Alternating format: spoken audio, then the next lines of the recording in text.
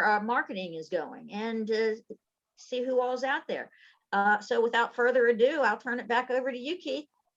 Yeah, and with that, really want to get started because we are very excited about hearing from Linda Jantzen. Linda, please. Okay, thank you, Keith. How's my audio? You are looking good. We hear you loud and clear. Okay, and now I'm going to share my screen.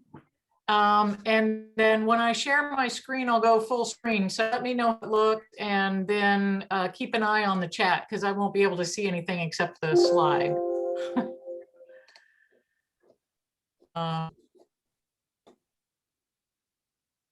Okay.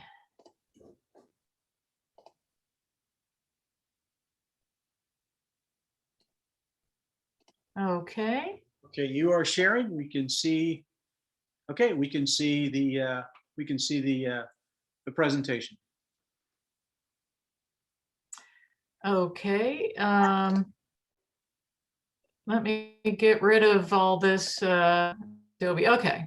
Okay. Well, thank you for having me, Keith, and everybody. I'm delighted to be here. And I told Keith early on that unfortunately I'm from North Dakota.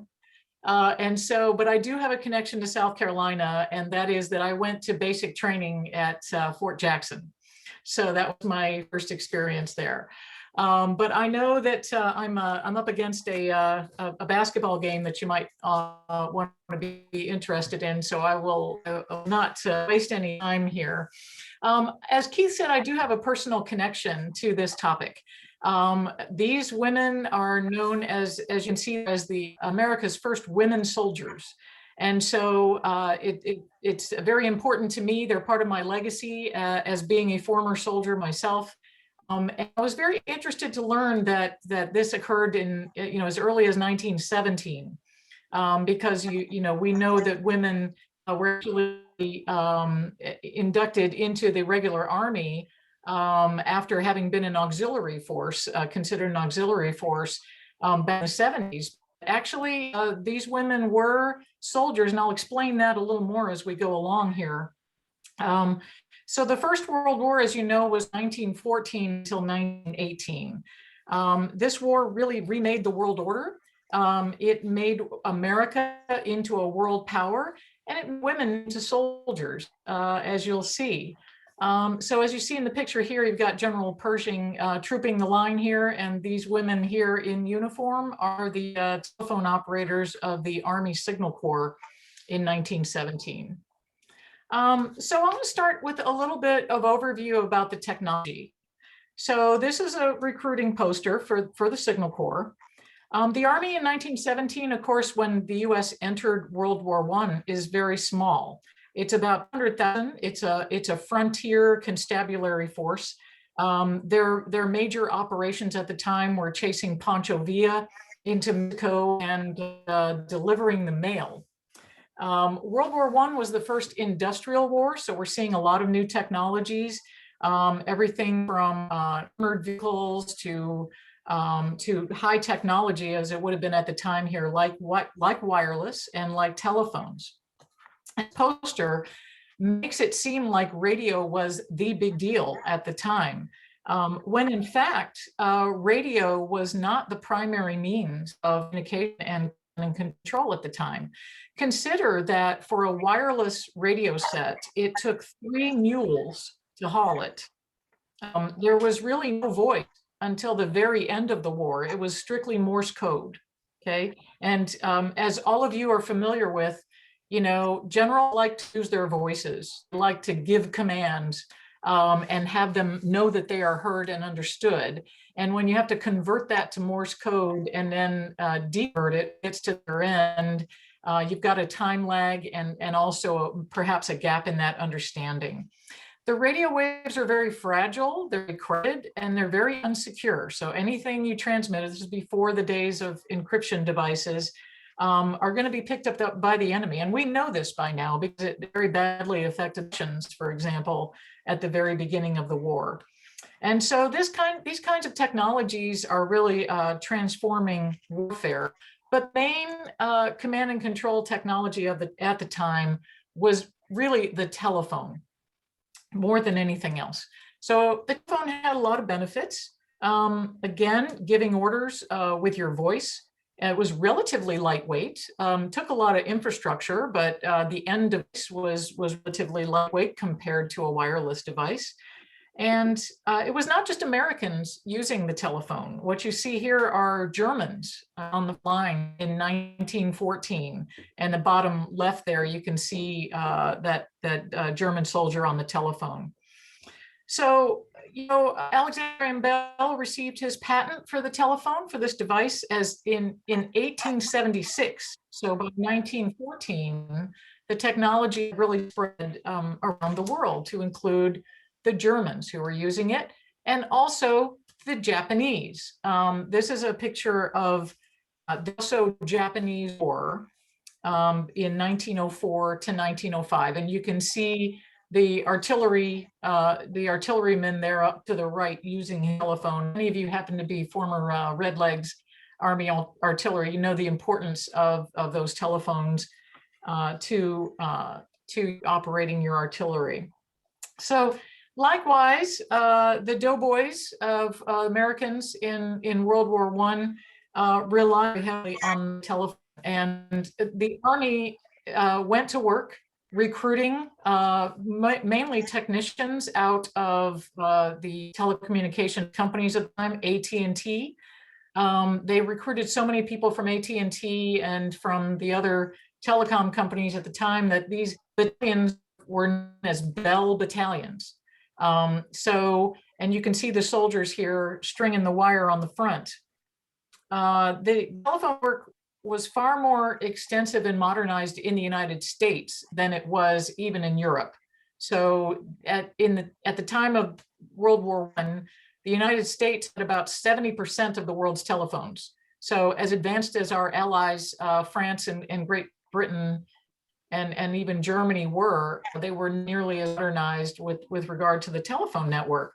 In the United States, think about what we were doing at the time. We had opened up the frontier, had used the telephone, using it for social and business engagements.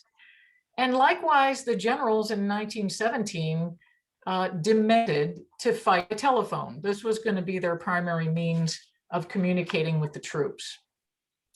Here you see American soldiers and repairing the wires, the communications wires with their gas masks on.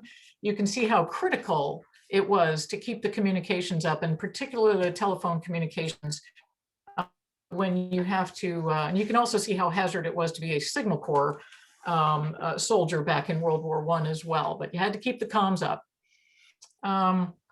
Here you see General Pershing, and to the left of the picture of the man there in the derby hat is Secretary of War Newton Baker. President Wilson at the time told General Pershing, who was going to command the American Expeditionary Forces, gave him basically two orders: go to France and come back. That was the level of direction and specificity. From there, General Pershing was to figure it out. Okay, so when Pershing arrives, the first thing he notices is, I have my communications are inadequate. Said every general everywhere in every operation, right, Keith? Yes. But to General Pershing, this was a really big problem. So I just want to explain a little bit about how telephones worked at the time, and I know you all are well familiar with this, but when I'm at the National Museum of the Army trying to explain this to anybody under 30, they just can't relate because they're used to wireless telephones and what are you talking about, switchboards, things that are invisible to people now. But at the time, all of the telephone connections were manual. So it took a person to pick up and connect, plug one end of a plug into where you were calling and the other end into where you were calling from. Toll operator would have to relay between exchanges. So you would connect your phone call with the local exchange, and they would have to negotiate that connection either through a relay or directly to the other exchange that was then connected to your destination call. So if you think about it, the States, the Signal Corps deployed over to France, and they started building out their own network. But of course, in order to make it as expansive as it needed to be, they connected with the French network. And again, the French network was not nearly as developed or modernized as the US network. And in fact, the Signal Corps was expected to replicate the network that we had in the US over in France. So that was no small task. But Newton Baker over there, just keep him in mind because I'm going to bring him up a little bit later. But this was Pershing's dilemma. Now, I mentioned how the Army was very small at the time, and it eventually would expand from a couple of 100,000 to about 4 million in the space of 1917 to 1918. The Army would rely on civilians for a lot of different expertise, things that skills that did not exist in the Army at the time. And they also relied on women, not necessarily as soldiers, but in more traditional roles. They provide services like with the American Red Cross, working with the National War Garden Commission, working as nurses. And yes, there were Army nurses, but again, in very traditional roles, supporting the war effort, but not necessarily prosecuting the war, the role that you would expect of a soldier. And so there were a lot of women that were recruited for this effort. And yes, this recruiting poster was very, very effective at the time. There was a feeling in the United States among a lot of people that they needed to save France.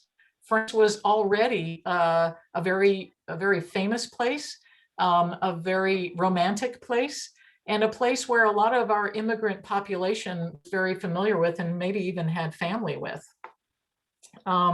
So there was a lot of this recruiting. I want to point this poster out also. You may have seen it, but Secretary of the Navy at the time was Josephus Daniels.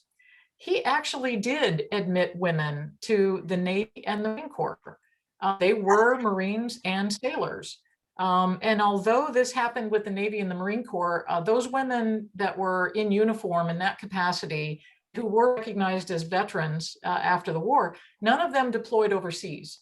So they were veterans recognized with that status, but none of them deployed overseas. Whereas the Army was the only service at the time that explicitly excluded women. And so Newton Baker was the Secretary of War at the time. He was in charge of the Army, while Josephus Daniels was in charge of the Navy. Only Army prohibited women from actually being inducted into that service. So this is going to be another dilemma that you'll see as we go through this. Now, this poster is actually from Great Britain. So our ally Great Britain also used women in an auxiliary capacity, what we call Queen Mary's Army Auxiliary, but mostly for non-combatant jobs. And the reason why they named this auxiliary after Queen Mary was because in Great Britain, it was still considered kind of sketchy for women. It wasn't considered proper for women to be in uniform serving with all those men. And so Queen Mary lent her name to this unit in order to lend some respectability to it, some good old fashioned respectability. General Pershing, realizing that the comms were inadequate in France, borrowed a few telephone operators from this auxiliary force from the British. But Britain couldn't spare them for very long. By this time in the war, Britain's been at war for 3 years, and they just can't spare the people. And he also tries borrowing some of the French equipment, which is very antiquated. It's not really getting the job done. And so this is adding on to Pershing's dilemma. So Newton Baker, the guy in the derby hat next to Pershing I showed you earlier, he was opposed to women in the military. So unlike his counterpart, Josephus Daniels, he was absolutely opposed. Regulations prohibited those women. By legislation, the Congress created a reserve force, which created a loophole. You could bring women on into the reserve force because it was not sex specific the way the Army regulations were. And so this is how they started bringing these experts from AT&T. What you see here depicts the role of women in operating switchboards. This is back home. I don't know exactly what the location of this, but these are AT&T operators. Women were absolutely the masters of this technology in 1917. Nobody really anticipated that we were going to have to go to war with an extensive communications network the way we did with World War I. Now you still see the man in the background there, the fan. Make sure you have a man supervising, but in general, women were the masters of this new technology. What to do? Pershing basically decides that he needs reliable, fast communications. He decides that he's not going to get it unless he gets American women switchboard operators. He needs women, and he explicitly ordered cable back to Washington and says, I want women in uniform, and I want them to be bilingual. Okay. And I'll just read you part of his order here. On November 8th, 1917, the cable read, on account of the great difficulty of obtaining properly qualified men, questionization and dispatch to France of a force of women telephone operators, all speaking French and English equally well. Okay. And so the Signal Corps back in Washington went to work to recruit women. The call went out. Now, this recruiting poster is not for the Corps, but it's for the YWCA. The role of the YWCA at the time was, well, if we're going to bring women over to France, war zone, what are we going to do with them? We need chaperones. We need accommodations. We need to make sure these women are taken care of. So the civilians in the YWCA were providing that service to the Army over in France. So it's great to see the poster here, the switchboard operator and the soldiers in the background. Linda, just one quick question. Yeah. We call them operators, but is it fair to say that you talked about they were the masters of the new technology. Pershing's request specifically asked for women who are bilingual. So they're doing more than just being, when we think of operators, just kind of a switch panel thing. They're operating as translators. They're actually running the switchboards. Is it fair to say their role is really more than just operators? Yes, absolutely. Their role, the reason for needing bilingual operators is that they were interconnecting with the French telephone system. And in order to negotiate those connections, you pretty much had to speak French, because the French operators, certainly most of them did not speak English. Another role that they played was to translate between the generals. So Pershing and the American leaders also had to communicate with their French counterparts. And so these operators would actually be translators between those leaders. So that was the reason for needing to be bilingual, as well as be expert switchboard operators. Mm-hmm. Okay. So this just is a picture of how they're trying to recruit civilians and people, women in general. But these women are from the Pacific Telephone and Telegraph Company, one of those Bell companies, saying, we're on our way to France to serve our country. And see that Joan of Arc there is escorting them. So they're trying to persuade more people to sign up. The volunteers, asking for volunteers was slow. So you may have heard of the selective service. The United States President Wilson decided it couldn't wait for the volunteer system to work. And so we started basically drafting people. It was euphemistically called the selective service, but basically it was a draft. So if you think about it, half of all the men, which was about 2 million of them, Americans, that went to France in World War I, about half of them were volunteers. For the women who went to France in support of the Army, all of them were volunteers, whether they were civilians or contractors or wearing a uniform. They were all volunteers. They were not subject, the women were not subject to the draft. Basically 7,600 women applied for the first 100 positions. So there were a lot of women with the skills that necessary as operators and bilingual. This is a picture of part of Group 1. There were eventually 6 groups that went over to France. These were the first ones. The second from the right is Grace Banker. She was selected at 23 years old. She was selected to be chief operator or the leader of the first group of women to go to France. Note the uniforms. They're wearing signal flags and US insignia on their colors. By the way, there is one of these uniforms on display at the National Museum of the Army. Whenever it opens again, you might be interested in seeing that in near Fort Belvoir here in Virginia. So they were organized into groups. Now they didn't actually have rank. They did almost like ROTC cadets. They weren't given officer rank, but they were expected to be treated just like an ROTC cadet, treat them as an officer, although they don't outrank any actual officers. So they were called ma'am and whatnot. So they created their own rank. A chief operator was in charge. Then you had supervisors, and then you had operators. So they created those ranks for themselves and eventually came up with their own patches to their uniforms. But these are Army issue uniforms that were made at the Army War College, which was here in Washington, D.C. at the time. They trained meticulously. They had to be tested on their ability to keep secrets, their ability to speak French, their ability to keep their cool while they're trying to operate very quickly. So these women actually did deploy in the capacity as combatants and not just trying to alleviate the suffering of war, but actually supporting the prosecution of that war. This was the first group of operators, first night in Paris.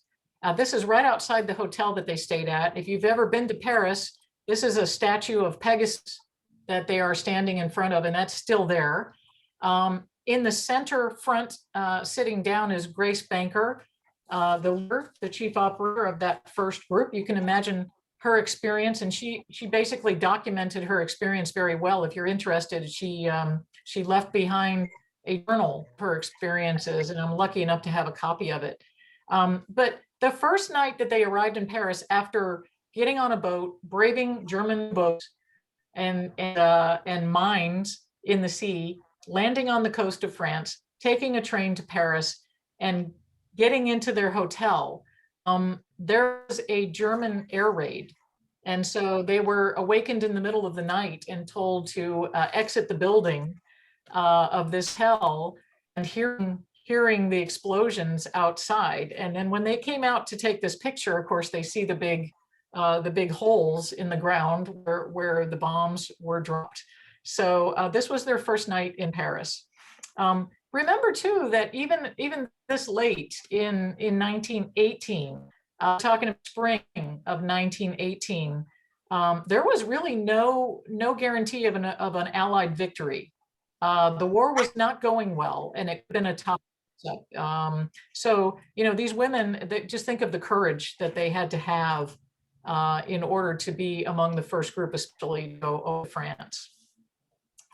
Here's a couple more of the operators, and these are the Le Breton sisters in a place called Chateau. You can see the Joan of Arc poster there to the right on the wall, but this is just to show you the conditions. So they're in basically a hut here. Some of you might recognize those conditions, living in a plywood hut. The one on the right there, she was actually 6 years old, and like many of the men at the time who wanted to get into the military, lied about her age in order to be able to come over with her sister, and she was also an operator. So by September of 1918, just as they were about to start the Meuse-Argonne offensive, came back for another 130 operators to be sent to France immediately, and 40 more every 6 weeks through the year of 1919, again, knowing that the war was going to end in November of 1918. So he's very pleased with their performance, and he's wanting more and more of them to come over. This picture of the women operators in France, if you'll note the helmets and the gas masks on the back of the chair. This is also the first war that no text were issued. You veterans know what your dog tags look like. World War I was, they had some rudimentary version of it in the Civil War, but in World War I, all US soldiers got dog tags. And so you can see they're wearing uniforms, they've got Army equipment. Meanwhile, in 1917, back home, you have these women who are picketing the White House. This was the first time that this had ever happened. Any reason the women were picketing the White House, trying to get the United States government to recognize women's right to vote. And juxtapose that with the women who were supporting the war effort and in harm's way in France. Note the banner. They're using President Wilson's own word against him, talking about democracy, and he doesn't even have democracy at home. So these were the conditions under which we were fighting this war at the time. And just as part of that activism for suffrage at home, women were being arrested and going on hunger strikes at the Occoquan House in Virginia. This is one woman, Doris Stevens. She's age 56. And she's being released from the Occoquan workhouse, having been on hunger strike for a while. So these things are happening simultaneously. I thought it was kind of interesting, the kind of changes that we were seeing. On September 30th, 1918, again, we're fighting the biggest war in the history of the United States, the Mouzargon offensive over in France. And President Wilson chooses September 30th to announce his support for women's suffrage, that women should be rewarded. He says this war could not have been fought either by the other nations engaged or by America if it had not been for the services of women. So that was a big change for President Wilson. He had not previously supported women's suffrage. But you can see by the faces and the language of the members of Congress here that they still have an uphill fight on their hands. This is a handwritten order that was written by a guy named Colonel Parker Hitt of the United States Army Signal Corps. These, it marked, if you look at the top left, it's marked secret orders to Miss Banker, Miss Fresnel, and Miss Provost. And basically saying, kiss your happy home goodbye and get ready for a roving life. This is basically the switchboard operators' deploy orders. They're going to leave their location where they were operating in Pershing's headquarters in a place called Chaumont in France, which is just south of the area where the Meuse-Argonne offensive was. And he's saying, you're going to move up to a place called Souilly, and you're going to be in direct support of the Meuse-Argonne offensive. So this was how they received their secret orders back in August of 1918. While they were up in the area of the Meuse-Argonne, this is in Souilly, there's actually a fire that burns down one of the barracks where the women were operating. Now, it was very close to the one where the women were operating. And so this showing the actual scene with the barracks burning down. And the story here is that the women put their lives at risk because they basically refused to leave their station. They were operating in the adjacent building. They were being ordered to leave. They were still connecting calls. This is during the big offensive. And they finally were threatened with court-martial if they did not vacate the building. And to their credit, the gap in communications was only 30 minutes. And that was the only gap of communications due to the switchboards during the Meuse-Argonne offensive. So it's a pretty impressive story. This is a picture of Inez Crittenden from San Francisco, California. She was the chief operator of the second group to go to France, the second group of operators. I put her picture in here because most of the Hello Girls who went to France, most of them came back. Two of them actually died while they were in France. One of them was New Jersey. Her family asked that her body be returned home to New Jersey. But Inez Crittenden died on November 11th, 1918, the very day that the armistice was signed for World War I. She is buried in a place called Surin Cemetery. It's a United States military cemetery just outside of Paris. And if you ever go to Paris, I really recommend that you go up to Surin Cemetery. It's a beautiful view. It's the best view of Paris.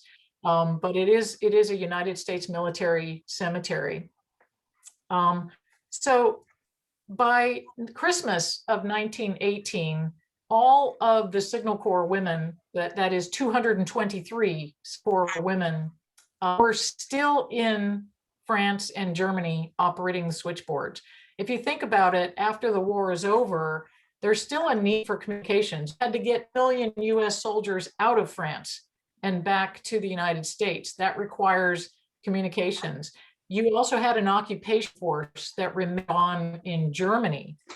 And many of the women, including Grace Banker, were sent to Koblenz, Germany, and support occupation with communications. So here's a picture of Grace Banker, that chief operator of the first group. You can see her 3 chevrons, one for every 6 months overseas. She went over to France in March, and she came back a year and a half later, and went from Paris to Chaumont to Souilly, and then during the occupation up into Germany. You can see how it is a uniform. What I like about this picture is how proud she is. And by the way, that medal that is on her uniform is a Distinguished Service Medal. She was the only woman to receive the Distinguished Service Medal among the World War I people who served. And she was also one of only 18 Signal Corps officers, male or female, to get that award. So pretty high honor that she was very, very proud of, and that her granddaughter still has. Yes, question. Yes, we have a question on how did the 2 women die? The two operators. You said the two did not return. How did they pass? That's a very good question. And it was most likely the influenza of 1918 that you've heard about, the pandemic. The medical records say something like, pneumonia. In a lot of cases at the time, they didn't specifically identify it as influenza. But for Inez Crittenden and for the other woman, actually, it was most certainly the influenza of 1918 that killed them. Thank you. Okay. So after the war, you have the leadership of Great Britain and France, and of course the US, their President Wilson on the right. After the armistice, operator stayed on to support the Paris peace talks. The Treaty of Versailles was not signed until well into 1919, the year after the armistice signed. And so Grace Banker, at first she was supporting the Paris peace talks, but she found it very unsatisfying. You can imagine, after being at the front and supporting the war effort, having to go back and support a bunch of politicians, she found very unsatisfying. And so she volunteered to go to Germany, to Koblenz, to support the Army of Occupation. This part of the AT&T's sort of propaganda, we might call it at the time. It honors the Signal Corps, but it also puts AT&T's critical role that they played in the success of the Signal Corps in World War I.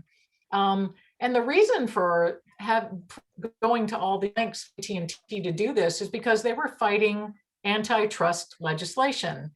Even as far back as 1917, they were trying to fight off the legislators who were trying to break them up, which, as you know, eventually they did.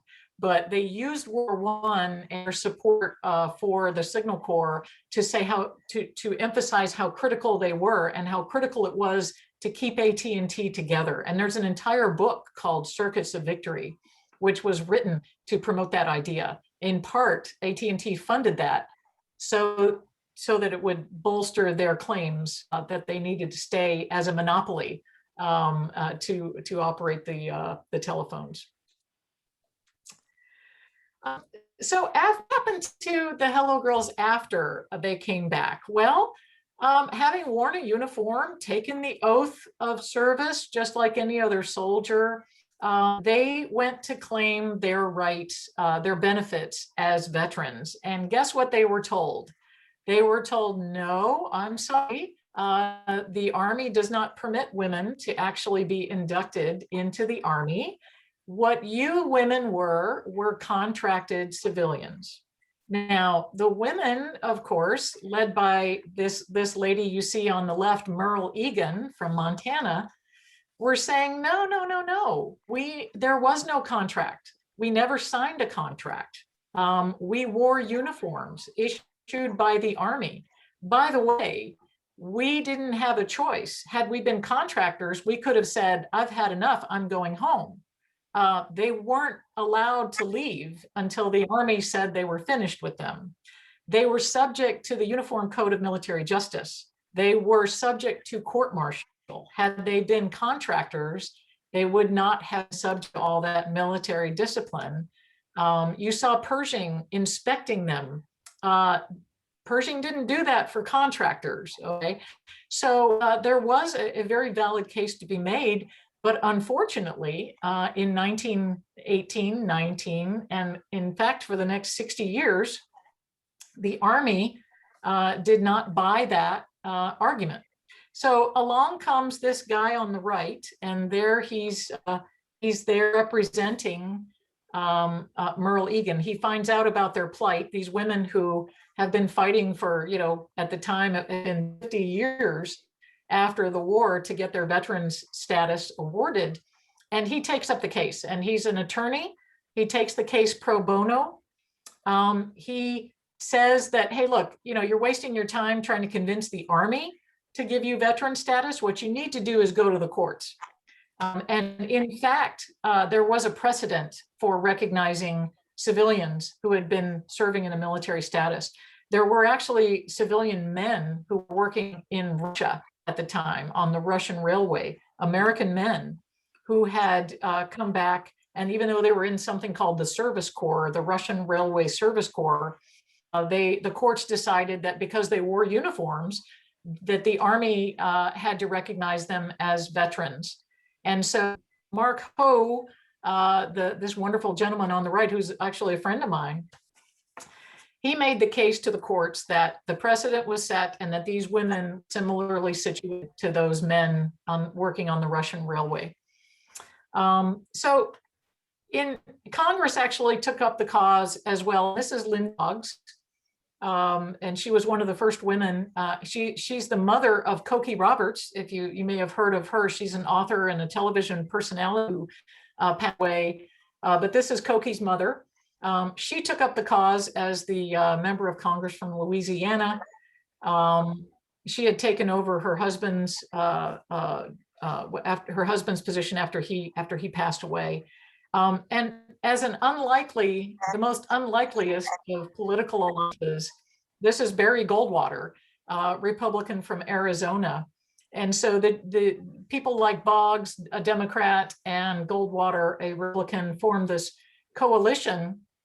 And they actually got recognition for the WASPs, the Women's Air Force Pilots of World War II. They had to fight for recognition as well. And so people like Mark Hogue basically jumped on the bandwagon and said, look, this applies to the women of World War I just as much as it does to the women who were flying aircraft in World War. So bottom line, the legislation is finally passed in 1977 that gives veteran status to the WASPs of World War II and also to the switchboard operators who deployed in World War I. And this is a picture of Merle Egan and some of her colleague Hello Girls finally getting their discharge papers in 1979. Okay, that's how long it took. And without her discharge papers, Merle Egan joked about, when was she going to get her 60 years of back pay from the Army? Of course, they never received that. But what was most important to them at this point was, something as simple as getting your service medals, getting that flag on your coffin when you pass away. And by 1979, of the 223 women who deployed to France, only 31 of them remained when this legislation was passed. So the legislation passed in 1977. It took the Army 2 years to process the paperwork. So that's why they're finally receiving their paperwork in 1979. Okay. Linda, Linda, So how yeah, go ahead. how does this, in terms of women and the right to vote, you touched on that briefly before. How does this tie into the extending the suffrage to women? Well, the 19th Amendment may remember passed right after World War I. And the connection here is that there was a very strong argument against giving them the right to vote that said that, hey, look, no bullets, no ballots. If women are not expected to defend the country in combat the way men are, then why should they have the same benefits of citizenship? And that was really one of those arguments.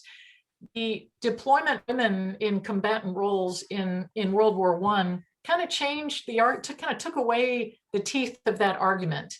I'm suggesting that the Hello Girls were the cause of the United States finally passing the 19th Amendment, but I am suggesting the people who were formerly opposed to women's suffrage saw the issue in a different way. When they see women making sacrifices, volunteering to make sacrifices, even the supreme sacrifice in a world war, changed a lot of minds, and it gave a lot of credibility to the women who had been struggling for a century before that to get the right to vote. So it certainly contributed, is my argument, at least in the United States. Then, that women already had the right to vote in places like Russia, which was, an authoritarian society. In Germany, who lost World War I, women got the right to vote before women in the United States did. So, yeah, it's an interesting case, but it goes along with that social change, the change in the world order, all the major changes that were going on in the early part of the 20th century. So that brings us up to today. There is an effort to get Congress to award Congressional Gold Medal to this group of women, and basically to be presented to honor their service and to be presented to their descendants on their behalf. This bill was introduced in 2018, in the centennial year of the armistice of World War I. It failed to get enough co-sponsors. It was reintroduced in 2019 and 2020, and it failed to get enough co-sponsors. I can't explain why. It seems non-controversial to me to recognize the service of these women. But thankfully, a matter of about 2 weeks ago, Senator Tester from Montana reintroduced the bill to get the Congressional Gold Medal for the Hello Girls. So there is now a 2021 bill working its way through Congress. And so I encourage your members to support this bill to award the Congressional Gold Medal to the Hello Girls who fought the good fight in France and also back home. If you're interested to know more, there is a book by Elizabeth Cobbs called The Hello Girls. In fact, her book is the basis of much of the presentation today. And so I highly recommend it. It's very well written. There is also, I guess there's a new cover. So the book, the cover on left, more cover. Elizabeth Cobbs is a friend of mine also, and a very great historian. Has written a lot of great things. So I recommend that. There's also a film by Mr. Jim Ferris It's a 1-hour documentary that has a lot of original footage of the women and the United States in World War I. I had the great pleasure in 2018, in the centennial year of Armistice, to be able to go to Chaumont, France, with some of the descendants. See the picture in the middle, right there as they're being looked over by the doughboy in the background. That's me on the right.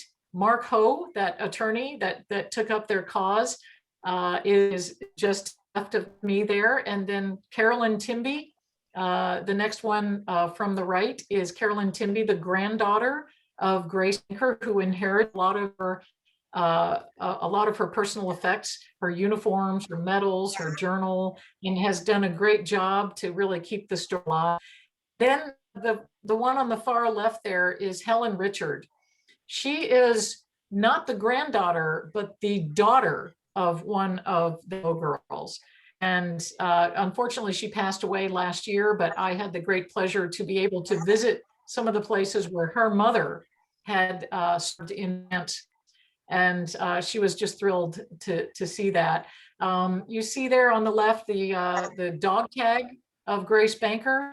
In the top left, what we did was we took the film, the Hello Girls.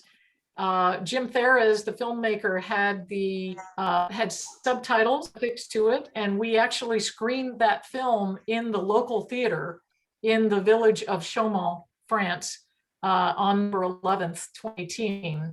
And you can see the gentleman there in the doughboy uniform is actually a Frenchman who has been collecting artifacts from the U.S. Army in France, and is a collector and a big supporter of the U.S. And the U.S. Army, and it was a pleasure to get to know him. In the bottom left is the gravestone of Inez Crittenden in the U.S. military cemetery in Suresnes. And you can see, if you can read it, her gravestone reads civilian on it. I was able to contact our American Battle Monuments Commission that runs the overseas United States cemeteries, and said, this needs to be changed, because in 1977, the legislation made them veterans. So you should change that from civilian to U.S. Army Signal Corps Chief Operator. That's what it should say. And so I was told, well, as long as the next of kin requests it, we will do it. So that set me on a mission to track down the next of kin of Inez Crittenden, who was from San Francisco, divorced, no kids. So who's the next of kin? So long story short, I found her great niece, explained the story to her, got her to make a formal request, and we are now awaiting a photograph of the new gravestone. We'll say Inez Ann Murphy Crittenden, United States Army Signal Corps, California, November 11th, 1918. And then on the bottom right, you see the filmmaker, Jim Theres, the author, Elizabeth Cobbs, and the mayor of Chaumont in the theater at the screening of the film. So you can see how the French still honor the legacy of World War I, and particularly the US role in World War I. It was a big deal when we were there. You can see me there in uniform there, standing next to the French Army in the local Armistice November 11th observance. So it was just a very special trip. And then finally, I've got a picture here of Joe Gillier first with Grace Banker in the center of that picture seated, and her granddaughter in the picture to the right in the very same spot, 100 years later, standing in front of that Pegasus statue. So this means a lot to a lot of people. Even though it was a year ago, there are plenty of descendants who are keeping the story alive, historians and a bunch of great people doing this, those friends. Linda, we got some questions and comments. Did AT&T give the Hello Girls their jobs back upon returning? Yes, many of them did get their jobs back, because they were the experts. It took a lot to train people. And if they wanted their jobs back, they got them. However, many of the women came back from France and went back to, they wanted to start families. And, Grace Banker raised her family. And I don't believe she actually went back to work at AT&T after the war. Another comment or a question. Will the Hello Girls role in World War I be represented in the World War I memorial that is being constructed in DC? In Washington, D.C.? Yes. That's a very good question. I hope that it is. I didn't see it in the depiction, the wall, the frieze that's going to be carved in the wall. I didn't see the Hello Girls depicted in that. However, there are many other things, like they have an app where it's going to be virtual reality or augmented reality that's going to tell the stories of some of these people, and I'm hoping that they are included in that. I'm glad you brought that up. I think it's very important, and I certainly will do everything I can to make sure that those stories are included. Awesome. Thank you. Hey, and just one final question, if there are not any more questions from our participants. But how did this lay the groundwork? I mean, obviously in the Second World War, there were women in the Army that played a big role in the Second World War. How does this lay the groundwork for women in the Second World War? I think because by the Second World War comes along, of course, these women haven't even truly been recognized as part of the Army. But it's different. World War II, we were not building our own telephone network, that stretched all the way across France. We were in small networks, but by then, remember, we had radio was much more well developed. You had voice radio, you had certain encryption.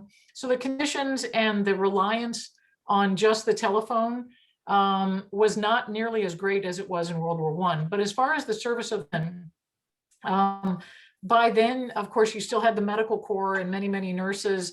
You had women acting as spies, women acting in various capacities to support the effort in this whole of government, whole of nation effort that was World War II. But it went way beyond just communications and those kinds of roles, although women still were not, during World War II, fully integrated into the Army. There's a famous story about the AAA, which was the first all-Black women battalion in World War II, and they were a postal company. And they had for their recognition as well, but they were sent to the United Kingdom to sort out the piles of mail that had not been delivered to U.S. soldiers. So women did serve in various capacities in World War II, still in limited roles. Well, I think on that note, we would like to thank you, Linda, for joining us. This was just amazing. I think you managed to cover an incredibly complex task, history and organization, the technology piece, and then what happened to these women, these soldiers after the war. Thank you very much for joining us, and just so admire what you're doing for the Hello Girls. So thank you very much for what you're doing for soldiers. And on that note, I would like to thank everybody for joining us this evening. Another great event.